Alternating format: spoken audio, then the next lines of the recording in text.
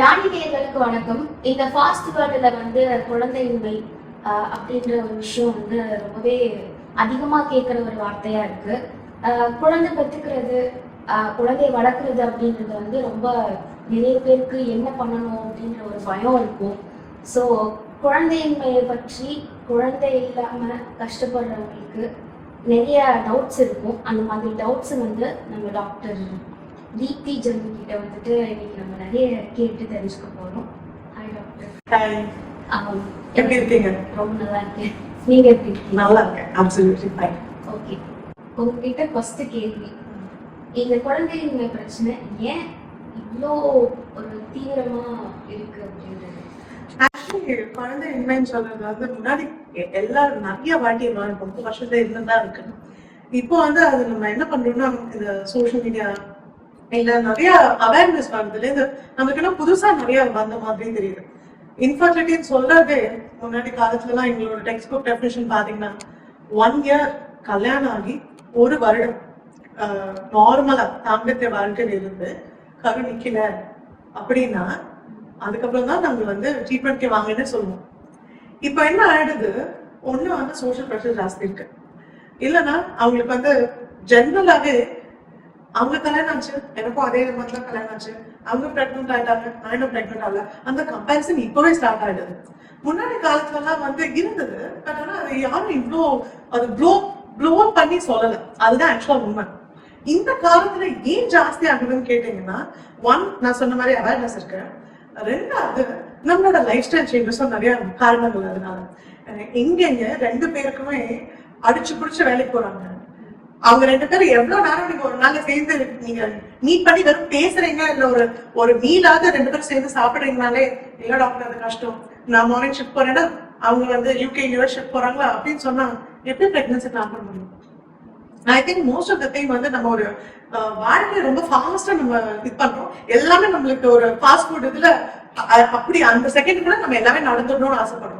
அது அப்படி இல்ல. ஐ திங்க் அட்லீஸ்ட் ஒரு அந்த அன்யூன்யம் வரணும் கல்யாணத்துக்கு அப்புறம். அட்லீஸ்ட் அந்த ஒரு 6 months to 1 year ஒருத்தர் புரிஞ்சுக்கணும். அது முன்னாடி அவங்களுக்கு தெரிஞ்சாலும் சரி, தெரியலனாலும் சரி, அந்த ஒரு 1 year time you need to give it at least close to your partner.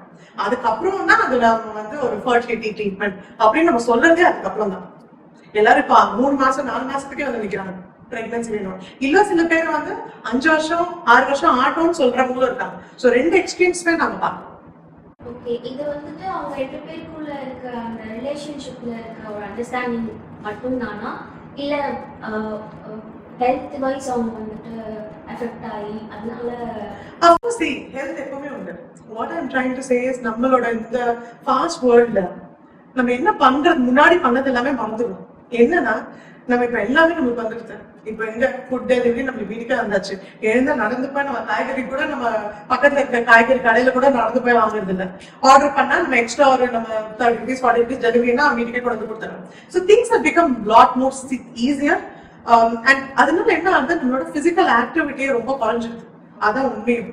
And most of the 90% of the time desk job தான் இருக்கும். டெஸ்க் ஜாப்னா கம்ப்யூட்டர் முன்னாடி லேப்டாப் முன்னாடி இருக்காங்க. அண்ட் அந்த ஜாப் பண்ணிட்டு வரும்போது வீட்லயும் நம்மளுக்கு அந்த அளவுக்கு பிசிக்கல் ஆக்டிவிட்டி இல்லாத போது ஆப்வியஸ்லி உடல் பெருமன் நடக்குது. அதனால நம்மளுக்கு ஈஸியா டெலிவரி ஆகுதுனால நிறைய ஜங்கும் சாப்பிடணும். ஈஸியா இருக்கும். எனக்கு ரொம்ப டயர்டா இருக்கு, ஆஃபீஸ் போயிட்டு வரேன். இப்போ 2 பேரும் ஒர்க்கிங் கப்பலா இருந்ததுன்னா ஆப்வியஸ்லி தேர் எக்ஸ்ட்ரீம்லி டயர்ட். ஒரு நாள் நைட் திரும்பி வரும்போது it becomes very tiering.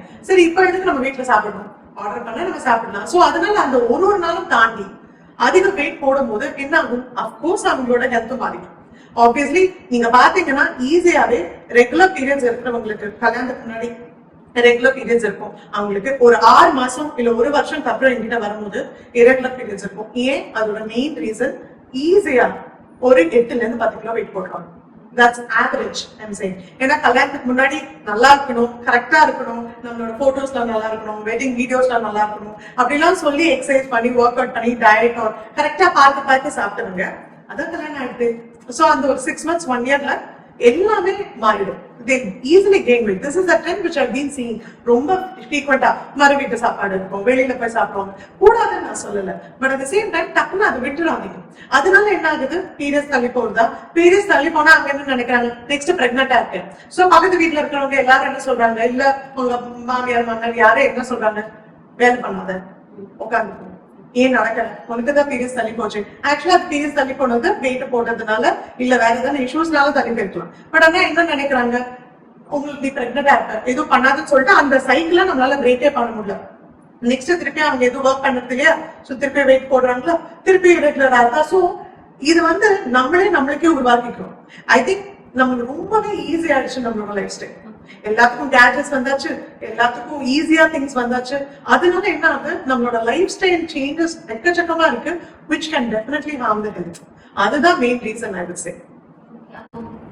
Wait வந்து நம்ம கெயின் ஆகுறது தான் மேஜர் ப்ராப்ளமாவே நிறைய பேருக்கு இருக்கு. ஏன்னா அதே இப்போ நீர்க்கட்டி பாலிசிஸ்டிக் ஓவரிஸ்னு எவ்வளோ வீடியோஸ் நம்ம பேசுறோம்ல, எவ்வளோ வீடியோஸ் நம்ம பேசினாலும் அதுக்குரிய நம்ம ட்ரீட்மெண்ட் என்னன்னு பாத்தீங்கன்னா மருந்து மாத்திரையை விட நம்மளோட லைஃப் ஸ்டைல் சேஞ்சஸ் தான். லைஃப் ஸ்டைல் சேஞ்சஸ் வெறும் வெயிட் மட்டும் கிடையாது, ஸ்லீப். எவ்வளவு நேரம் அடிக்வட் ஸ்லீப் எல்லாருக்கும் இருக்கு. 6 to 8 மணி நேரம் அன்இன்டரப்டட் ஸ்லீப் யாரு இருக்கா கண்டினியூஸா. Water intake minimum 2.5 to 3 litre அது தண்ணி குடிக்கும். 3வது ஃபைபர், காய்கறி, பழம், கீரை. அட்லீஸ்ட் நம்ம சாப்பிடுறது இந்த 3 விஷயத்த நம்ம பார்த்துட்டா கூட ஒரு பிசிக்கல் ஆக்டிவிட்டி ஒரு half an hour, 1 hour 2 hours கூட ஜிம்முக்கு போவேன். ஒரு 20 இல்ல 25 நிமிஷம் ஆக்டிவா ஒர்க் அவுட் பண்ணாலே போதும். ஆனா இது நம்மளுக்கு லைஃப்ல கிடைக்கும். சோ இதெல்லாம் நம்ம எல்லாத்தையும் விட்டுடுறோம். போன் இல்லாம யாரு பெட்ரூம் போறாங்க, எல்லாரும் போன் எடுத்துட்டு போறாங்க, போன்ல ஸ்வைப் பண்ணி ரீல்ஸ் பார்த்துட்டே இருக்காங்க. அது ஏன் நான் அதான் என்கிட்ட நீ ஏன் ரீல்ஸ் பண்ணி நீ பார்க்கவே வேண்டாம். If you are getting your gadget, உங்க பெட்ரூம் குள்ள உங்க கேட்ஜெட் வருது அப்படின்னா that's the worst thing you can have. ஏன்னா அதனால என்ன ஆகுது, 1 டைம் வேஸ்ட் ஆகுது, 2வது நீங்க ஸ்க்ரோல் பண்ண என்ன ஆகுது, நீங்க என்ன சாப்பிடுறீங்க, டிவி பார்த்துட்டே சாப்பிடுறீங்க, நீங்க போன் பார்த்துட்டே சாப்பிடுறீங்க, என்ன சாப்பிடுறீங்கன்னு உங்களுக்கு தெரியல. சோ ஆப்வியஸ்லி எல்லாமே இட்ஸ் அ கன்சர்ன். இப்போ வர இந்த வர new generation yes, a lot of health hazard. Weight is also one of the reason. Polycystic ovaries வந்து பிறந்ததுலேருந்து ஓவர் அப்படிதான். ஆனா சடனா இப்ப என்னாச்சு, நம்ம பாடி நம்ம எவ்வளவு தூரம் அபியூஸ் பண்றோமோ அந்த அளவுக்கு அந்த பாடியை நம்மளுக்கு எஃபெக்ட் காமிக்கும். So that's one of the main reasons.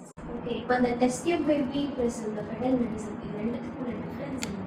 Okay, test tube பேபின்றது நம்ம உள்ள நடக்கிற கன்செப்ஷன் இருக்கு இல்லையா, ஒரு கருமுட்டையும் ஒரு விந்தும் உள்ள நம்மளோட கர்ப்பப்பைக்கு அதாவது டியூப் வழியா விந்து போகும். அந்த டியூப் வந்து கருமுட்டைய ஓவரியில இருந்து எடுப்பாங்க. அந்த டியூப்ல தான் ஆக்சுவலா அந்த ஃபியூஷனே நடக்குது. அது நடக்கிறது கர்ப்பப்பையோட டியூப்ல, ஃபெலோப்பியன் டியூப்ல. அந்த ஃபியூஷன் நடந்து 2வது இல்ல 3வது நாள் அந்த பேபி ஃபார்ம் ஆகி வந்து கர்ப்பப்பைக்குள்ள உட்காருது. இது நேச்சுரலா உள்ள நடக்க வேண்டிய ப்ராசஸ். வர்சஸ் நம்ம டெஸ்ட் டியூப் பேபில என்ன பண்றோம், முன்னாடி காலத்துல அப்படிதான் சொல்லிருந்தோம், இப்ப எல்லாருமே IVF தெரியாது. In vitro fertilization. ஃபர்டிலைசேஷன்னா கருமுட்டையும் வித்தும் ஃபியூஸ் ஆகுது. இன் விட்ரோனா அவுட் சைட் த பாடி, விவோனா இன்சைட் த பாடி, விட்ரோனா அவுட் சைட். சோ உள்ள நடக்க வேண்டியதை வெளியில நடக்கும். விந்து ஹஸ்பண்ட் கிட்ட இருந்து வாங்கி, பார்ட்னர் கிட்ட இருந்து வாங்கி, கருமுட்டைய அம்மா கிட்ட இருந்து பெண் கிட்ட இருந்து எடுத்து வெளியில ஒரு பெட்டி டிஷ், ஒரு ஸ்மால் ஒரு டிஷ் மாதிரி ஒரு கப் மாதிரி வச்சுக்கோங்க. அதுல வந்து எக்கையும் ஸ்பெர்மையும் விட்டுரும். அதை க்ளோஸ் பண்ணிட்டு உள்ள நம்ம வந்து சென்ட்ரிஃபியூஜ் பண்ண அந்த உள்ள வச்சுக்கணும். அந்த ஒரு ரொம்ப -டிகிரிஸ்ல ஒரு பாக்ஸ் மாதிரி இருக்கும். இதுதான் பேசிக் IVF. 3 டேஸ்க்கு அப்புறம் அந்த பெட்டி டிஷ் ஓபன் பண்ணி பார்ப்போம், அது ரெண்டும் ஃபியூஸ் ஆயிடும். இது IVF. IVF நெக்ஸ்ட் ஸ்டெப்ன்றது இக்ஸின்னு சொல்லுவோம். இக்ஸினா அந்த மேனிபுலேட்டர் இருக்கும். அந்த மேனிபுலேட்டர்ல விந்தையே எடுத்து ஸ்பெர்ம் எடுத்து எக்கையும் எடுத்து நாங்களே ஃபியூஸ் பண்ணி விட்டோம். So that's called ICSI. That's the next level of IVF. இது வந்து IVF. Fetal medicine fetusனா குழந்தை, கரு. மெடிசன்றது அந்த குழந்தைய புண்ணியமா ஸ்கேன்ல படிச்சு அந்த குழந்தைக்கு ஏதாவது ப்ராப்ளம் இருந்தா அது நம்ம ஹோமினிட் டெஸ்ட் வழியாவோ இல்லைன்னா பனிக்கடத்துல இருந்து தண்ணி எடுத்தோ இல்லைன்னா நஞ்சுக்கொடி வழியாவோ அதை டெஸ்ட் பண்ணி படிக்கிறது பேரு தான் ஃபீட்டல் மெடிசன். அது ஃபீட்டல் மெடிசனா இருக்கலாம், ஃபீட்டல் சர்ஜரியா இருக்கலாம், ஃபீட்டல் தெரப்பியா இருக்கலாம். அதாவது நம்ம கண்டுபிடிச்சதை நம்ம எப்படி ட்ரீட்மெண்ட் பண்ணணும், அதுக்கும் நிறைய கண்டிஷன்ஸ் இருக்கு. சோ இதுதான் ஃபீட்டல் மெடிசன். ஒரு கருவை படிக்கிறது பேரு ஃபீட்டல் மெடிசன், கருவை உண்டாக்குறது தான் IVF. ஓகே, இப்போ அந்த IVF மெத்தட் வந்துட்டு எல்லாருமே பண்ணணும்ன்ற அவசியம் இருக்கு. கண்டிப்பா. யார் அதை முக்கியமா பண்ண வேண்டியது? கண்டிப்பா கிடையாது. IVFன்றது இப்ப நம்ம நிறைய தெரியறதுனால நிறைய பேர் பயப்படுவாங்க. ஆக்சுவலா ஒரு ஃபர்டிலிட்டி சென்டர் போறதுக்கே, ஆனா போனாலே வந்து IVF பண்ணணும் அப்படிலாம் கிடையாது. இப்போ எப்படி ஆயிடுச்சுன்னா, நாங்கெல்லாம் வந்து மகப்பேர் படிக்கும் போது MS நம்ம மாஸ்டர்ஸ் OBG ஆப்ஸ்டெடிக் அண்ட் கைனக் படிக்கும் போது அதுதான் ஃபைனல் பீஜியா இருந்தது. சரி, அது பண்ணிட்டா எஸ் நம்ம வந்து பிராக்டிஸ் பண்ணலாம். அப்புறம் என்ன பண்ணலாம், நம்ம டெலிவரி பார்க்கலாம், அப்புறம் நம்ம வந்து கர்ப்பப்பைக்கான பிரச்சனையை பார்ப்போம், இல்ல நம்ம வந்து லாப்ரோஸ்கோபி பண்ணோம், எல்லாமே அந்த மாதிரி இருந்தது. இப்போ for the past ஒரு 6ல இருந்து 7 வருஷம் கிட்ட நான் சொல்ல முடியும், 5-6 வருஷம். அதுல என்னன்னா எங்கல இருந்தே நிறைய டிவிஷன் வர ஆரம்பிச்சு, சப் டிவிஷன்ஸ். அதாவது நான் மகப்பேறு மருத்துவரா இருந்து நான் பண்ற மாதிரி ஃபீட்டல் மெடிசன், அதாவது கரு growth நான் உண்மையமா பாக்குற ஒரு டாக்டரா என்னால அடுத்த 3 வருஷம் படிச்சு அது ஒரு போஸ்ட் டாக்டர் ஃபெலோஷிப் ஆகலாம். இல்ல கருவை உண்டாக்குற ஃபெர்டிலிட்டி ஸ்பெஷலிஸ்ட், அதுவும் ஒரு 3 years கோர்ஸ் அது படிக்கலாம். இல்ல லாப்ரோஸ்கோபிக் கோர்ஸ், அதுவும் ஒரு 1 or 2 years கோர்ஸ் அதுவும் படிக்கலாம். இல்ல ஃபுல்லாவே மகப்பேறு மருத்துவர். சோ இது எல்லாருமே ஒரே டாக்டர் பண்ணிட்டு இருந்த வேலையை இப்போ அந்தந்த டாக்டர்னா அந்தந்த அட்வான்ஸ்மெண்ட்ஸ் வந்துருச்சு. இப்போ நான் ஃபீட்டல் மெடிசன்ல பண்ற அட்வான்ஸ்மெண்ட்ஸ் நார்மலா நம்ம படிச்சவங்களுக்கு அது அந்த அளவுக்கு நம்ம படிக்காத போது நமக்கு தெரியாது. சோ ஒரு டாக்டரும் இப்ப லாப்ரோஸ்கோபி பண்றவங்க ஒரு நார்மல் இதுல லாப்ரோஸ்கோபி பண்ண மாட்டாங்க, சில பேர் லாப்ரோஸ்கோபி. சோ ஒருத்தருக்குமே நம்ம படிக்கிறத தாண்டி நம்ம ஒர்க் பண்ற அந்த எக்ஸ்போஷர், நம்பர் ஆஃப் இயர்ஸ் நம்ம எக்ஸ்பீரியன்ஸ் இருக்கிறது வந்து மேக்ஸ் அ ஹியூஜ் டிஃபரன்ஸ். இப்போ நம்ம இந்த ப்ராப்ளம்ல இருந்து நம்ம ப்ரிவென்ட் பண்ணிக்கணும், வந்துட்டு இந்த ப்ராப்ளம் வரக்கூடாது அப்படின்றவங்க என்ன மாதிரியான ஃபுட் ஹேபிட்ஸ் வந்துட்டு ஃபாலோ பண்ணணும்? ஸோ ஃபர்டிலிட்டி இருக்கிறவங்க சொல்றீங்க. ஸோ இந்த ஐவிஎஃப் சென்டர் ஒரு ஃபர்டிலிட்டி சென்டருக்கு நீங்க ட்ரீட்மெண்ட் போக வேண்டாம் இல்ல அப்படின்னா, தி ஃபர்ஸ்ட் திங் நான் சொன்னேன் இல்லையா, ரொம்ப முக்கியமான ஈஸியாவே டிப்ஸ் சொல்ல முடியும். நம்ம வந்து எதெல்லாம் ரொம்ப அலட்சியமா நினைக்கிறோமோ அதுதான் ஆக்சுவலா இம்பார்ட்டன்ட். அதான் ஐ யூஸ்வலி டெல். ஏன்னா இப்போ நான் வந்து ஒரு 25 years 27 years நான் காலேஜ்ல படிக்கிற போது இருந்த நானும் தீப்தியும் இப்போ ஒரு 40-41 இருக்கிற தீப்திக்கும் நிறைய டிஃபரன்ஸ் இருக்கு, எக்கச்சக்கமா இருக்கு. பிகாஸ் வாட் ஐ ஃபெல்ட், இது பர்சனலாவும் சரி மெடிக்கலாவும், ஒரு நைட் டியூட்டி பாக்குறோம், ஒரு 36 மணி நேரம் 48 மணி நேரம் நம்ம கண்டினியூஸா லேபர் ரூம்ல டியூட்டி பாக்குறோம். அப்போ டர்ன் ஓவர் ஷிஃப்ட் இருக்கும், மார்னிங்ல இருந்து நைட் ஷிஃப்ட் இருக்கும். அப்போ நாங்க எவ்வளவு காஃபி சாப்பிட்டாலும் எவ்வளவு டீ சாப்பிட்டாலும் டெலிவரி அது எல்லாமே அந்த இது இருக்கும், ஹைப் இருக்கும். நாங்க டெலிவரி பார்ப்போம், டயர்டாவே தெரியாது. அடுத்த நாள் காலையில் கூட தூங்கலனாலும் நம்மளால வேலை பார்க்க முடியும். பட் வர்சஸ் நவ் ஒரு 39, 40, 41 வரும்போது நம்ம ஒரு நாள் நைட்டு சரியா தூங்கலன்னா அடுத்த நாள் வேலையை பார்த்துட்டோம். அது எப்ப தெரியுது? 15 வருஷம் அப்புறம். ஆனா அது நம்மளுக்கு தெரியறதுக்கு இவ்வளவு நாள் ஆகுதுன்னா தெரிஞ்சவங்க வெளில சொன்னா கேட்கணும். That's what I tell patients. எப்பவுமே நம்ம எவ்வளவு நம்ம பாடிய அந்த ஒரு 25ல இருந்து 35 இல்ல அந்த 20ல இருந்து 35-40 வயசுக்குள்ள நம்ம பாடிய எவ்வளவு நம்ம ஹெல்த்தியா பாத்துக்கிறோமோ அவ்வளவு ஹெல்த்தியா அது இருக்கும் 40 வயசுல. எவ்வளவு நம்ம அதை மிஸ்யூஸ் பண்ணிருக்கோமோ அந்த பாடிக்கு கொடுக்க வேண்டிய அந்த ரெஸ்பெக்ட் நம்ம கொடுக்காம அலிச்சேமா ரெஸ்பெக்ட் கொடுக்கலன்னா என்ன, சரியா தூங்குறது இல்ல, சரி அதனால என்ன, 1 மணிக்கு தூங்கலாம், நைட் ஒரு 10 மணி 11 மணி 12 மணிக்கு டின்னர் சாப்பிடலாம். அதெல்லாம் எதெல்லாம் நம்ம வந்து நேச்சுரல் நார்மலா பண்றோமோ அது எல்லாமே ஹாஸ் அன் இம்பாக்ட். அது அந்த டைம்ல தெரியாது, ஒரு 5 வருஷம் தெரியாது, 8 வருஷம் தெரியாது. ஆனா டெஃபினட்டா when you go near 40 டெஃபினட்டா அதோட எஃபெக்ட் தெரியும். பிகாஸ் அந்த அளவுக்கு நம்ம அந்த பாடியை ஸ்ட்ரெயின் பண்ணிருக்கோம். So the first thing is sleep. யார வேணாலும் கேளுங்க, 6 to 8 hours of sleep per day ஒரு ஐடி கப்பல் ஆகட்டும் has a huge benefit. Minimum 3 hours before sleeping dinner முடிக்கணும். ஒரு 10 மணிக்கு நீங்க 9 to 10 குள்ள தூங்குறீங்களா, that's the best habit you could have. Number 1. Number 2, 10 o'clock தூங்குறீங்களா, 7 மணிக்கு டின்னர் முடிக்கணும். That's the second point. Third point, minimum 2.5 liters or 3 liters. அது நீங்க app மூலமா வச்சுக்கோங்க தண்ணி குடிக்கிறது, இல்ல நீங்க பாட்டில் இப்பெல்லாம் 1 liter 2 liter பாட்டில் மார்க்கிங்ஸோட கிடைக்குது, எப்படி வேணாலும் வச்சுக்கோங்க. Minimum 3 liters. ஏன்னா all that will fill your stomach. unnecessary ஒரு சாக்லேட் சாப்பிட்டு தோணாது, unnecessary உங்களுக்கு வந்து ஒரு ஜம்ப் சாப்பிட்டு தோணாது, சோ அந்த ஒரு சிப்ஸ் பாக்கெட் சாப்பிட்டு தோணாது. இது எல்லாமே வாட்டர் இன்டேக், ஸ்லீப், உங்களோட அட்லீஸ்ட் உங்களோட dinner 3 hours before you sleep, preferably by 7 o'clock, 6:37 குள்ள உங்க டின்னர் முடிச்சு நெக்ஸ்ட் டே பாருங்க, you will wake up automatically at 6 o'clock. ஏன்னா obviously உங்களோட சிஸ்டம் வந்து 10 மணிக்கு தூங்கினீங்கன்னா 6 to 6:30 மணிக்கு if you wake up, your entire day you will have easily half an hour extra. 8 மணிக்கு எழுந்து 9 மணிக்கு எழுந்துக்கிறவங்க 6 மணிக்கு எழுந்தீங்கன்னா ஒரு half an hour work out இருக்கும். நான் அதான் சொல்றேன், பேசிக் இதெல்லாம் நம்ம லைஃப்ல வந்து டெய்லி பண்ற விஷயம். பால் தேக்கிற மாதிரி சாப்பிடுற மாதிரி ஒர்க் அவுட்டும் ஒரு 25 minutes 30 minutes பண்ணோம்னா that day, because ultimately at the end of the day night தூக்கம் வந்துடும். Because you have worked hard 6:30 to 7 நீங்க ஒர்க் அவுட் பண்ணீங்கன்னா அல்டிமேட்லி உங்களுக்கு நைட் 9-9:30 தூக்கம். இந்த சின்ன சின்ன விஷயங்கள் பண்ணாலே உங்களோட பாடி வெயிட் உங்களோட நார்மல் ஹைட்டுக்கான வெயிட் இருக்கும். இது இருந்தாலே உங்களோட ஃபர்டிலிட்டி நல்லா இருக்கும். ஏஜ்ன்றது நம்ம கையில இல்ல. நிறைய பேஷண்ட்ஸ்க்கு நான் தான் சொல்றேன், சி ஏஜ் நம்ம கையில கிடையாது. நீ 25 இருக்கீங்களா இல்ல நீங்க 35 இருக்கீங்களா அது நம்ம கையில இல்ல. பட் நம்மளோட பாடி ஹெல்த் நம்ம கையில இருக்கு. கண்டிப்பா if you are making sure that you work out every day, you sleep properly, you have good amount of water intake, நல்ல ஹெல்த்தி ஃப்ரூட், எல்லா நாளும் நம்ம சங்கத்து மாதிரி சாப்பிட முடியாது, எப்ப பார்த்தாலும் ஃப்ரூட்ஸ் அண்ட் வெஜிடபிள்ஸ் சாப்பிட முடியாது. ஆனா what I tell patients is at least every மீல்ல ஒரு ஃப்ரூட் ஒரு வெஜிடபிள் இன்க்ளூட் பண்ணுங்க. இதுதான் இன்டெல். இந்த சேஞ்சஸ் மட்டும் கொண்டு வாங்க, you will find a huge load of difference in fertility issues. இந்த ப்ராப்ளம் வந்துட்டு கேர்ள்ஸ் மட்டும்தான் இருக்கா இல்ல மென்ஸ்? கண்டிப்பா இல்ல. நான் இப்போ பிகாஸ் நல்லா படிக்கிற காலத்துலாம் ஒரு 10-12 வருஷம் ஈஸியா இருக்கும். அந்த 2008, 9, 10 அந்த ரேஞ்ச்ல எப்பவுமே வந்து கன்சீவ் ஆகல, கல்யாணம் ஆகி 1 or 2 years ஆயிடுச்சுன்னா பொண்ணு வருவாங்க, அம்மாவோட வருவாங்க, இல்ல மாமியார் கூட்டிட்டு வருவாங்க. அதுதான் ரூல். நாங்கெல்லாம் படிக்கும் போதுலாம் அவ்வளவு ஹஸ்பண்ட்ஸ் எல்லாம் வரமாட்டாங்க. அப்ப என்ன நினைப்பாங்கன்னா, என் பையனுக்கு என்னமா, அவன் ராஜா மாதிரி இருக்கான், நல்லா தானே இருக்கான், ஒன்னும் பிரச்சனை இல்லை, எனக்கு இவளுக்கு டெஸ்ட் பண்ணி கொடுங்க. That was the ideology when we were all studying. அப்படிதான் இருந்தது. ஆனா இப்போ நிறைய மாறிடுச்சு. நிறைய பசங்க ஒய்ஃபோட வராங்க, நிறைய ஹஸ்பண்ட் அண்ட் ஒய்ஃப் கூட வராங்க. அதுல வந்து இன்லாஸ் அம்மா அப்பாவை யாருமே அங்க இல்லை, அவங்க 2 பேருமே வராங்க. அதுக்கு என்ன காரணம்னா, அகைன் நிறைய அவேர்னஸ் வந்திருக்கு. ஒரு 100% எதுலையான எடுத்துக்கிறீங்கன்னு வச்சுக்கோங்களேன், 30% பெண்களுக்குரிய பிரச்சனை வருது அப்படின்னா அதே அளவு 30% ஆண்கள் கூட விந்து பிரச்சனை வரலாம். மிச்சம் இருக்கிற 20-30% என்ன காரணமே தெரியாம இருக்கும், நம்ம கருணிக்காம இருக்கிறதுக்கு. சோ ஈக்குவலா இம்பார்ட்டன்ஸ் கொடுக்கணும்னா 2 பேருக்குமே தான். நம்மளோட கருணிக்காம இருக்கிறதுக்காக 2 பேரையும் இவாலுவேட் பண்ணாதான் அது கம்ப்ளீட்டாவே ஆகும். 2 பேரையும் பார்த்து, ஏன்னா நிறைய பேஷண்ட்ஸ்க்கு நம்ம வந்து ஃபீமேல் பேட்டர்ன் நம்ம ட்ரீட் பண்ணும்போது அவங்க வரல அப்படின்னா அட்லீஸ்ட் விந்து டெஸ்டாவது எடுத்துட்டு வாங்கன்னு சொல்லுவோம். ஏன்னா அந்த விந்து டெஸ்ட் எடுத்துட்டு வந்தாதான் அதுல ஏதாவது ப்ராப்ளம் இருக்கான்னு தெரியும். ஏன்னா அது ரொம்ப ட்ரீட்டபிளும் சரி, சில நிறைய விஷயங்கள் ரொம்ப ஈஸியாகவும் ட்ரீட்டும் பண்ணலாம். ஸோ அது ட்ரீட் பண்ணாலும் கன்செப்ஷன் தாராளமா நடக்கும். ஸோ ஈக்குவல் இம்பார்ட்டன்ஸ் 2 பேருமே கொடுத்து நம்ம ட்ரீட்மெண்ட் பண்ணா, இல்ல நம்ம டயக்னோஸ் பண்ணாதான் அவங்களுக்கு குழந்தை நிக்கிற தன்மை ஈஸியா ஃபாஸ்டர் ஆகும்.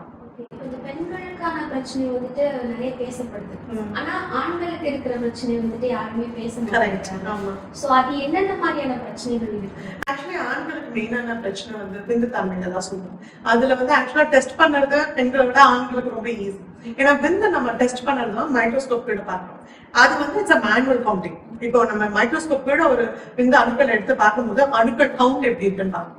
ரெண்டாவது வந்து அணுக்களோட நம்ம மொட்டிலிட்டி பார்ப்போம், அது ஊர்ற தன்மைனா நம்ம வஜைனால இருந்து உள்ள போய் டியூப் கிட்ட போய் நம்ம எங்க ஃபீஸ் பண்ணுவோம். ஸோ அதோட மார்ஃபாலஜி, அதாவது தலை, பாடி பார்ட், டெயில் பார்ட், அதெல்லாம் எப்படி இருக்குன்னு பார்ப்போம். அண்ட் இது எல்லாமே சேர்த்து ஃப்ரக்டோஸ், அந்த மாதிரி நிறைய விஷயங்கள் இருக்கு விந்து டெஸ்ட்ல நம்ம பார்க்கணும். அந்த விந்து டெஸ்ட்ல நிறைய பேருக்கு 1 வருஷம் 2 வருஷம் வந்து அம்மா மட்டும் ட்ரீட்மெண்ட் பண்ணும், ஒய்ஃப் மட்டும் ட்ரீட் பண்ணுவாங்க. ஆண்கள் எடுத்து பார்க்கும்போது விந்து அந்த ஸ்விமின் இருக்குமே தவிர அந்த ஸ்பெர்ம்ஸே இருக்காது. அந்த ஸ்பெர்ம்ஸே இல்லைன்னா ஏசோஸ்பெர்மியான்னு சொல்லுவோம். அதாவது விந்து அணுக்களே அந்த ஸ்விமின் அந்த சாம்பிளே இல்லை அப்படின்னா உள்ள ப்ரொடியூஸ் பண்றவங்களுக்கு அது மாதிரி நிறைய கண்டிஷன்ஸ் இருக்கு. உள்ள ப்ரொடியூஸ் பண்ணிட்டு இருப்பாங்க, ஆனா வெளியில வராது. அப்படி இருக்கும்போது எப்படி கன்செப்ஷன் வரும்? நம்ம விமன் பார்ட்னர் நம்ம ட்ரீட் பண்ணிட்டோம்னா இந்த மாதிரி இருந்தா கன்செப்ஷன் நடக்காது. சோ அந்த மாதிரி நிறைய விஷயங்கள். அது என்னன்னா விந்து எடுத்து நம்ம நம்ம ஐயுஐன்ற ஒரு ப்ரொசீஜர் இருக்கு. ஐவிஎஃப்க்கு முன்னாடி விந்து எடுத்து நம்ம உள்ள வைக்க முடியும். That is as simple as a natural conception. ஏன்னா நம்ம நார்மலா அவங்க செய்யறதுக்கு நம்ம விந்து எடுத்து உள்ள வைக்கணும். சோ இந்த மாதிரி ப்ரொசீஜர்ஸ் எல்லாமே இருக்கு, ட்ரீட்மெண்ட் எல்லாமே இருக்கு. ஐவிஎஃப் தான் போகணும், எல்லாருக்கும் ஐவிஎஃப் தான் அப்படிலாம் கிடையாது. ஒரு ஃபர்டிலிட்டி சென்டர் போனா ஐவிஎஃப் தான் பண்ணுவாங்கன்னு கிடையாது. சோ நிறைய நம்ம இவாலுவேட் பண்ணி பார்த்தாலே போதும். சோ மெயினா ஆண்கள்ல டெஸ்ட் பண்ண வேண்டியது விந்து அணுக்கள்ல மிஸ்டேக் இருக்காங்க. ரெண்டாவது, as much as பெண்களுக்கு நம்ம வெயிட்டை பத்தி பேசுவோம், அதே ஈக்குவல் தான் ஆண்களுக்கு. வெயிட், ஸ்மோக்கிங், ஆல்கஹால், ஏன்னா இது 3மே விந்தோட அணுக்களை பாதிக்கும். அதை தாண்டி சுகர், டயபெட்டிஸ், அதை தாண்டி 5th வந்து அவங்க ஒர்க் பண்ற இடம் ரொம்ப ஹீட்டட் என்விரான்மெண்ட்ல ஒர்க் பண்றாங்களா, இப்போ வந்து ஒரு ஹோட்டல்ல ஷெஃபா இருக்காங்களா, ரொம்ப சமைக்கிற இதுல ரொம்ப சூடான என்விரான்மெண்ட்ல இருக்காங்க, லேப்டாப்ல மடியில வச்சுட்டு அந்த ஹீட் ஜென்ரேட் ஆகுதா, இல்ல அவங்க ஆட்டோமொபைல் இண்டஸ்ட்ரியில இருக்காங்களா, இது நிறைய விஷயங்கள் விந்து அணுக்கள் பாதிக்கும். ஒரு ஹீட்டட் என்விரான்மெண்ட்ல ஒரு ஆணோட பிறப்பு படுறது அப்படின்னா அந்த ஹீட் வந்து அந்த விந்து அணுக்களுக்கு பாதிப்படும். சோ அதனால இந்த விஷயங்கள் எல்லாமே ஆண்களோட ஹிஸ்டரியில நம்ம எடுத்தாதான் எங்க ப்ராப்ளம் எப்படி இருந்தாலும் இட்ஸ் ஃபேமிலி ரைட். ஆணும் பெண்ணும் பிரிச்சு பேசுறதுக்கு இல்லை, 2 பேரும் சேர்ந்துதான் நம்மளுக்கு ஒரு குழந்தைய ஒரு ஃபேமிலியை நம்ம இன்வால்வ் பண்ண போறோம். சோ இதுல தனியா நீ உனக்கு பிரச்சனை எனக்கு பிரச்சனை இல்லைன்னு அந்த இது பண்றது இல்லை. 2 பேரும் சேர்ந்து இவாலுவேட் பண்ணும்போது குழந்தை நிக்கிறது ரொம்பவே நம்ம சாத்தியமான. ஓகே, இப்போ குழந்தை இல்லாம நிறைய பேர் இருப்பாங்க, அவங்களுக்கு வந்து நீங்க ஒரு அட்வைஸ் பண்ணணும் அப்படின்னா? I think most of it நான் ஆல்ரெடி நிறைய கொடுத்துட்டேன்னு நினைக்கிறேன். குழந்தை இல்லாம இருக்கிறவங்க முக்கியமான விஷயம் நீங்க என்ன பார்க்கணும் அப்படின்னா, த ஃபர்ஸ்ட் திங் உங்களோட பேசிக்கா இருக்கலாம், ஆனா இதுதான் உண்மை. ஃபர்ஸ்ட் திங், நீங்க உங்க பார்ட்னரோட ப்ராப்பரா டைம் ஸ்பெண்ட் பண்றீங்களா பாருங்க. ஏன்னா இந்த அவசர காலத்துல அதுதான் மெயின் ரீசன் நான் நிறைய பேர் பார்க்கிறேன். ரெண்டாவது, அவங்க வெயிட். ஏன்னா அவங்க என்ன நினைக்கிறாங்கன்னா, டாக்டர் கிட்ட வந்து டாக்டர் ட்ரீட்மெண்ட் பண்ணி கன்சீவ் ஆயிடாங்க. ஆனா டாக்டரோட ட்ரீட்மெண்ட்டும் ஒர்க் ஆகணும்னா உங்களோட இடம் கண்டிப்பா உங்க ஹைட்டுக்கான கரெக்ட் பிஎம்ஐல இருக்கணும். Number 3, sleep. Number 4, water intake is very important. Number 5, physical activity. ஏன்னா இந்த 5 விஷயம் மட்டும் நீங்க ஃபாலோ பண்ணீங்கன்னா கண்டிப்பா உங்க சைட்ல இருந்து என்னெல்லாம் இப்போ வந்து நம்ம நினைக்கிற நான் ட்ரீட்மெண்ட் பண்ணி நம்ம கன்சீவ் ஆகணும்னாலும் இதை 5மே நீங்க ஃபாலோ பண்ணீங்கன்னா கண்டிப்பா ட்ரீட்மெண்ட் ஒர்க் ஆகும், பெட்டரா ஒர்க் ஆகும். I feel that this is very important. ஏன்னா இந்த 5 things நம்ம என்ன ரொம்ப சின்ன சின்ன விஷயங்கள் நினைக்கிறோமோ அதுதான் நிறைய பேருக்கு அது ஆக்சுவலா அதுதான் இம்பார்ட்டன்ட்னே தெரியல. ஒரு கப்பல் டைம் ஸ்பெண்ட் பண்றாங்கன்னா அன்இன்டரப்டடா அட்லீஸ்ட் ஒரு 6 months to 1 year அவங்களுக்கு கொடுக்கணும். இப்ப எனக்கு வர பேஷண்ட்ஸ் எல்லாம் ஹஸ்பண்ட் வந்து சவுதியில ஒர்க் பண்றாங்க, இல்ல ஷிப்ல இருக்காங்க. அந்த மாதிரினா அவர் வர டைமே 3 months தான். இருக்கிற டைமே 12 மாசத்துல 3 மாசம். அந்த 3 மாசத்துல அவங்க பேசணும், பழகணும், எல்லாமே பண்ணணும். அந்த 3 மாசத்துலயே வந்துருவாங்க. ஏன்னா அவங்களுக்கு பிரெக்னன்சி வேணும். That's a lot of stress. அந்த ஸ்ட்ரெஸ் நான் பேரண்ட்ஸ் கிட்ட சொல்றேன், அவங்க இன்லாஸ் கிட்ட சொல்றேன், பண்ணாதீங்க. ஏன்னா பாதி விஷயம் ஸ்ட்ரெஸ்னாலதான். அந்த ஸ்ட்ரெஸ் நீங்க அவங்களுக்கு கொடுத்தீங்கன்னா அவங்க இருக்கிற அந்த 2-3 மாசம் கூட அவங்க என்ஜாய் பண்ண போகுது. So one, stress is very important. The only problem stressல என்னன்னா அதை குவான்டிஃபை பண்ண முடியாது. இப்ப நான் ஒரு பிளட் டெஸ்ட் எடுத்து உங்க சுகர் லெவல் 200 சொல்றேன்னா ஒரு பிளட் டெஸ்ட் எடுத்து நீங்க ரொம்ப ஸ்ட்ரெஸ்டா இருக்கீங்கன்னு சொன்னா அதுதான் எனக்கு ஈஸியா இருக்கும். ஆனா அது பண்ண முடியாது. அன்பார்ச்சுனேட்லி அந்த மாதிரி ஒரு டிவைஸ் இல்லை. பட் ஸ்ட்ரெஸ்ஸை மானிட்டர் பண்ணோம்னா எல்லாருக்குமே ஸ்ட்ரெஸ் இருக்கு. பட் அந்த லெவலை நம்ம எப்படி நம்ம கண்ட்ரோல்ல வச்சுக்கிறோம் அதுதான் ரொம்ப முக்கியம். I feel more time spend with the partner. ரெண்டாவது, வித்வுட் கேட்ஜெட்ஸ். ரெண்டாவது, உங்களோட டயட் அண்ட் ஹெல்த்தை நீங்க பார்த்துட்டாலே மோஸ்ட் ஆஃப் த டைம் டெஃபினட்டா பிரெக்னன்சி நடக்கிறதுல பிரச்சனை கூட. இதெல்லாம் நீங்க பார்த்துட்டீங்க, இதை தாண்டியும் நீங்க ட்ரை பண்ணி கன்சீவ் ஆகுனா definitely we are there to help. So not that நம்மளுக்கு சயின்டிபிக் அட்வான்ஸ்மெண்ட் எக்கச்சக்கமாக இருக்கு. ஆனா இதெல்லாம் பேசிக் திங்ஸ் நம்ம பண்ணாலே மோஸ்ட் ஆஃப் த டைம் பிரச்சனையே இருக்காது.